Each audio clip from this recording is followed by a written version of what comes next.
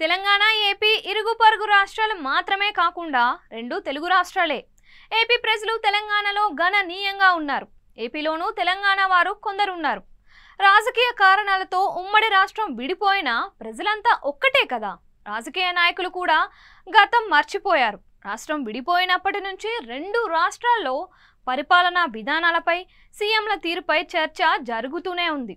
ప్రజలు, పొలిటీషియన్స్ రెండు రాష్ట్రాలను గమనిస్తూనే ఉంటారు కూడా.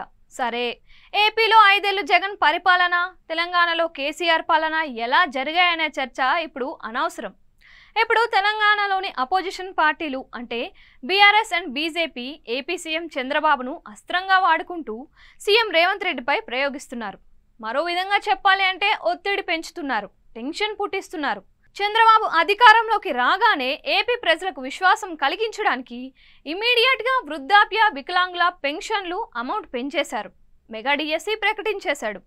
ఇంకా కొన్ని హామీల అమలును ప్రకటించేశాడు. దీన్ని తెలంగాణ అపోజిషన్ పార్టీలు అస్త్రంగా వాడుకుంటూ రేవంత్ రెడ్డిని నిలదీస్తున్నాయి. చంద్రబాబును చూసి నేర్చుకో అని సలహా ఇస్తున్నాయి. బీజేపీ ఏలేటి మహేశ్వర్ రెడ్డి, బీఆర్ఎస్ మాజీ మంత్రి హరీష్ రావు విరుచుకుపడుతున్నారు. ఆర్థిక పరిస్థితి అధ్వానంగా ఉన్న ఏపీలోనే వెంటనే హామీలు అమలు చేస్తుంటే అధికారంలోకి వచ్చి 6 నెలలైనా గమ్ముని ఎందుకు ఉన్నామని రేవంత్ రెడ్డిని ప్రశ్నిస్తున్నారు. దీనికి మంత్రి శ్రీధర్ బాబు సమాధానమిస్తూ పక్క రాష్ట్రం సీఎం సంగతి మనకెందుకని అన్నాడు. తెలంగాణలో కేసీఆర్ ఆర్థిక వ్యవస్థను నాశనం చేశాడని, దాన్ని సెట్ చేస్తున్నామని చెప్పారు.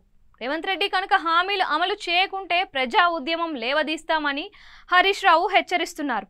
మొత్తం మీద ఏపీలో బాబు చేస్తున్న పనుల వల్ల రేవంత్ రెడ్డిపై ఒత్తిడి పెరుగుతోంది.